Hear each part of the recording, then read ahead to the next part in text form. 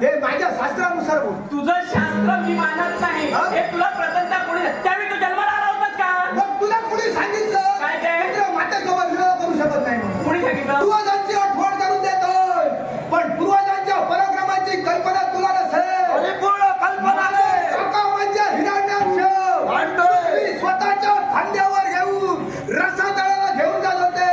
त्यावेळी काय तू मध्यस्थी आलास. या वरा अवतारानं नटलं आणि त्याचा शेवट केला.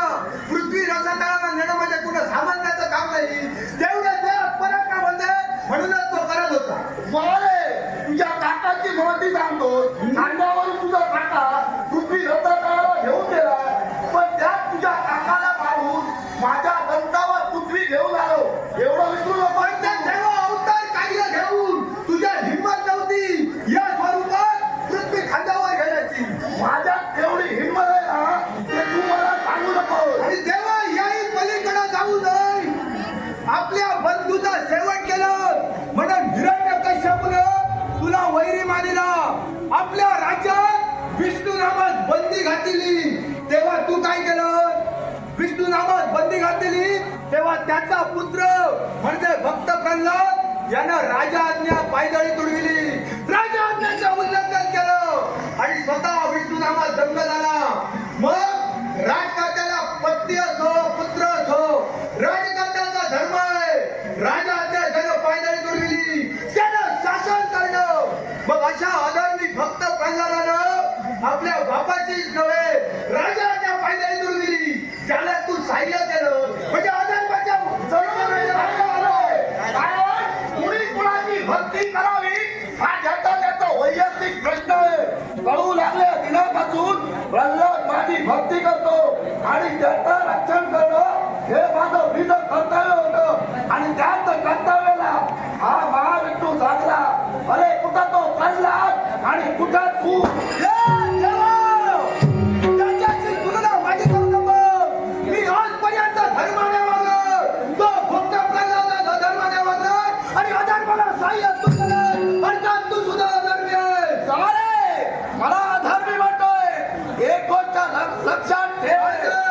आम्ही देवतांनी तुम्हा दानवाला किडा म्हणून जन्माला घातलं. त्याच किड्याला सुंदर अशा प्रकारचं पंख दिले आणि त्याच पंखाने आम्हा देवतांचा शांती नंदादीचं जाण्याचा प्रयत्न करत होतात. तर तेच पंखातले जाऊन धाव होते. मग शबा देवा यावेळी तुझ्या तोंडावरून असं लक्षात येतंय तू यांचा इच्छेचा विचार करतोय, माझ्या इच्छेचा विचार का करत नाहीये? तुझ्या इच्छेचा विचार करणार नाही. का म्हणून? करणार आहे यांच्या इच्छेचा आदर करणार. कारण मी त्यांना अभय दिला आहे. देवा यांच्या इच्छेचा विचार करत असतील, माझ्या इच्छेचा विचार करत असतील, त्याचं कारण मला सांग. कारण मला कारण हवंय. असा अपराध माझ्या हातून तुला कोणता घडला? या विश्वात थैमान घातलाय. हा तुझा अधर्म आहे. एका नारीवर दूरदृष्टी टाकली आहे. हा तुझा दुसरा देवा, एका नारीवर तू म्हणतोय मी दूरदृष्टी टाकली, पण मला सांग या विश्वाची निर्माती देवता म्हणजे ब्रह्मदेव याने स्वतःच्या कन्येवर मोहित झाले. हा अधर्म नव्हे. असे अधर्म. प्राप्त परिस्थिती तशी होती म्हणून त्याला तसा वागावं मी लागलं. सुद्धा प्राप्त परिस्थिती तशी आहे म्हणून मी वागलो. ही प्राप्त परिस्थिती नव्हे, ही पळवण आहे तुझी. कारण हिची इच्छा नसताना तू आज हिच्या मागे लागलोय. हा तुझा घोर अपराध आहे. देवा अपराध तू म्हणतोय, मग मी जर का मनाच्या ठिकाणी ठरविलं हिला पाताळपणापर्यंत न्यायचं तर नेल्याशिवाय राहणार नाही. जोपर्यंत हा जगाचं पालन करता देव आहे तोपर्यंत हिच्या केसाला धक्का लागू देणार नाही. देवा मग कसा प्रसंग तसा तडकासूर सुसंग असतो. अरे विकृती प्रकृती आणि संस्कृती. विकृतीचा माणूस अंगीकार करतो, स्वीकृतीचा आहार करतो, प्रकृतीचा खंडन करतो. ज्याने संस्कृतीचं खंडन केलंय त्याचा चांगला ठरवलंय काढतो शब्द घेतलं खंड घेतलं.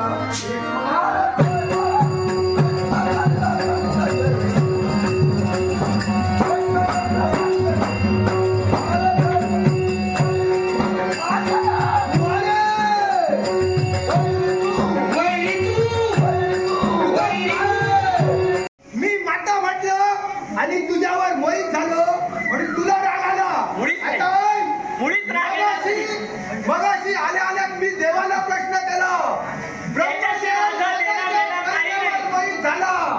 त्याच्याशी देणं घेणं माझं काहीच नाही. तू मला माता म्हणाला होता, मग पुत्रा समवेत माझ्या अगं, पुत्राला माझं ऐकून तरी घे. ऐकण्याची इच्छा नाही. ऐकायची इच्छा नाही तर चालती. माझ्या ऐकून घ्यावं लागेल. का म्हणून? अरे साक्षात तू तुझ्यावरती स्वतःचा त्याग केलास आणि वैकुंठात तू आलास. मी तुझ्यापर्यंत आले नव्हते. ब्रह्मदेव स्वतःच्या कन्यावर मोहित झाला. हे तुला कोणी सांगितलं? तर तुम्ही माझ्या वाट्यावर मोहित हे झाला. तुला कोणी सांगितलं? देवता नसत. हे तुला कोणी सांगितलं ते सांग. हे सुरुवात देवतांनी तुम्ही केली. कोणी सांगितलं तुला? हे माझ्या शास्त्रानुसार बोल. तुझं शास्त्र मी मानत नाही. हा? हे तुला प्रथमता कोणी त्यावेळी तू जन्माला आला होतास का? मग तुला कोणी सांगितलं? काय ते? मित्र मातेसोबत विवाह करू शकत नाही म्हणून. कोणी सांगितलं? या विश्वाच्या ठिकाणी आतापर्यंत जर पुत्राने मातेसमवेत जर विवाह केला हा? ना, तर अरे ती पिता पाहता बरोबर, पुत्राचं बरोबर. नातं तुटेल. आणि म्हणून तुला सांगताय, नातं तुटलं तरी हरकत नाही. मला त्या नातं तोडायचं आणि तुला पत्नी म्हणून मला स्वीकार. काय तुझी हिंमत लागून गेली? तुला ज्ञान नसेल या विश्वाच्या ठिकाणी लक्ष्मी अरे आतापर्यंत कुणालाही प्राप्त झाली नाही. अरे तुझ्यासारखे आले की ज्ञानी गेलेली नव्हे तर म्हणून मोकळे झाले. साम्राज्य आजपासून तुला जर या विश्वाच्या ठिकाणी 4 दिवस सुखानं जगायचं असेल, चंडा चालता होय तू. सगळ्या मंडळाचा विचार मी माझ्या आयुष्यात कदापि केला नाही. लढे त्या रक्ताचा देवापर्यंत लढत राहणार आहे. झाला तेवढा तमाशा पुढे. याच्या पुढे तुझं काही होऊ नये असं तुला वाटत असेल, चंडा चालता होय तू. गावाला मुलीत नाही. तुला घेऊन जाईल त्याच वेळी धुऊन जाईल. अरे तुला ज्ञात नसेल, स्त्री प्रेमाने लावते गळा आणि केसाने कापते गळा. चालेल. साम्राज्य तुझा गळा कापू नये असं तुला वाटत असेल, चक्क साम्राज्य तुझ्याकडे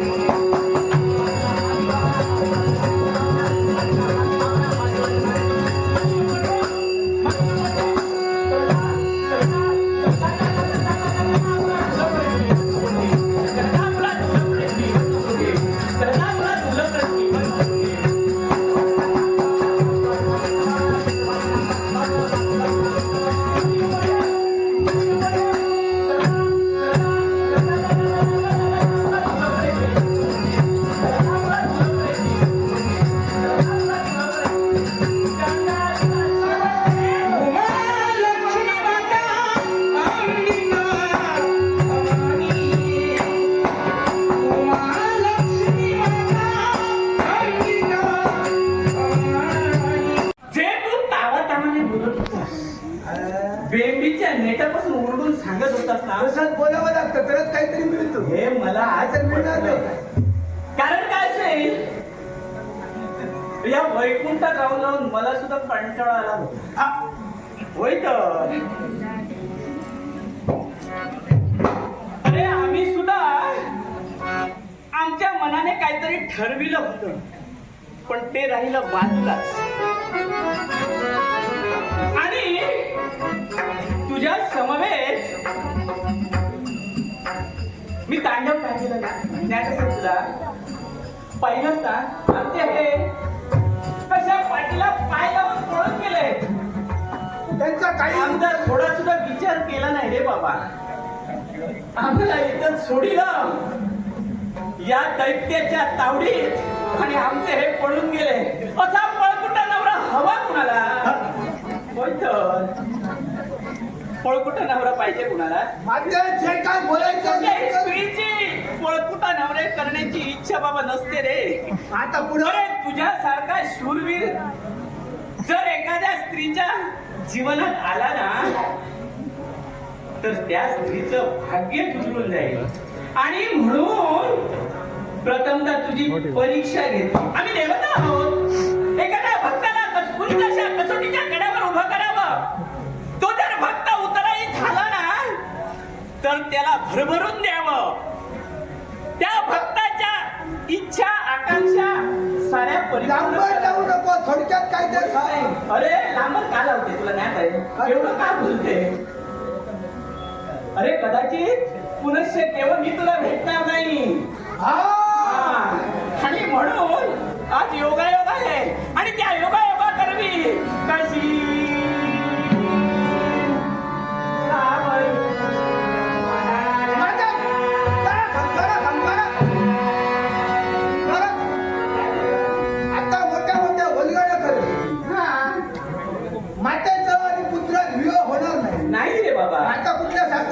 तुझ्यानुसार माझ्याजवळ प्रेमाची याचना. अरे तुझ्याजवळ प्रेमाची याचना मी करत नाही, हो.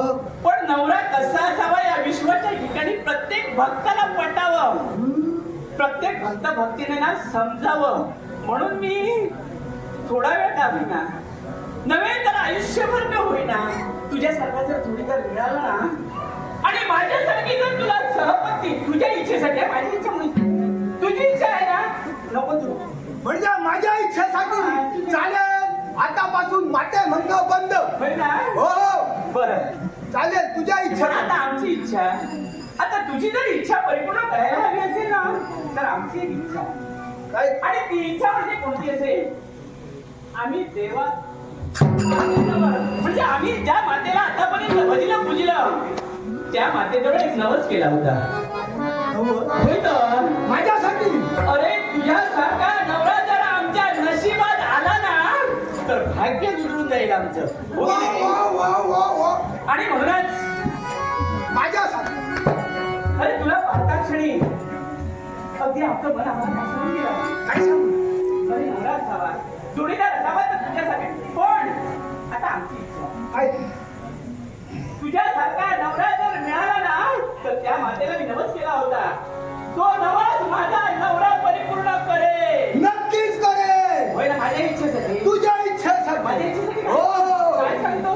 नक्की. होय ना? कारण होणाऱ्या पत्नीची इच्छा पूर्ण करणं हे माझं कर्तव्य आहे. त्यालाच नवरा म्हणतात. वा. मग ऐक. नाही तर तो पळपुटा. अरे ते पळकुटे कुठे? त्याचा विचारात सोड. तो काळा कपटी, होय ना? त्या काळाचा विचार सोडूनच. बरं, हरकत नाही. आता माझी इच्छा, आणि ती इच्छा म्हणजे कोणती असेल, तर त्या देवीला मी नमस केला होता, ज्या नवऱ्या समवेत मी लग्न करणार, ज्या पुरुषा समवेत मी लग्न करणार ना, तो पुरुष माझा नवस परिपूर्ण करणार. नक्कीच करणार. कोणता नवस? लवकरात लवकर सांग. आता नवस हात असून हलवायचे नाही, हा. पाय असून चालायचं नाही, डोळे असून पाहायचं नाही, आणि जर का असं केलं त्या नवऱ्याने नाही ना, तर तो नवरा लवकर मरेल. थांब, थांब. तुला मारायचं आहे? छे, छे, छे, छे. नाही ना? मला मरायचं नाही आणि मला मारणारही कोणी नाही. अरे तुला मारायला जन्माला अजून आला नाही, पाय आणि असून येणारही चालायचं नाही. नाही. हा हात असून हलवायचा नाही. नाही, डोळे असून पाहायचा नाही. होय तर फक्त ऐकायचं, आणि या शेवर बसून नवऱ्याचं तेवढं लवकर कर. कोणीच नाही ना. कशी सावरू